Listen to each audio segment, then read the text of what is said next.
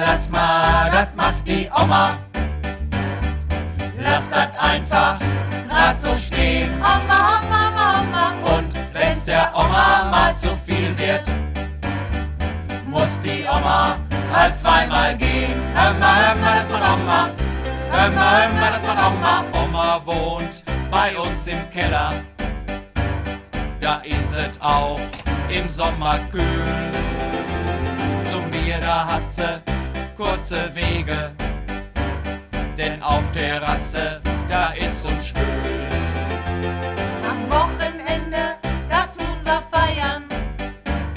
Die Kinder trinken Nüssels aus. Drum reiern alle in de Polsters. Und Oma kriegt's nur mühsam raus. Hör mal, lass mal, das macht die Oma.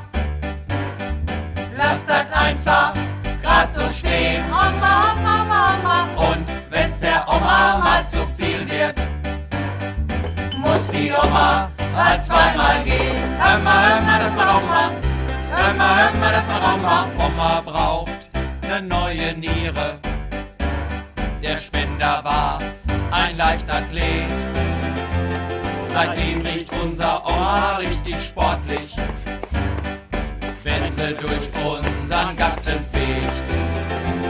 Die Oma hat ne Pflegestufe, das ist die Pflegestufe 3.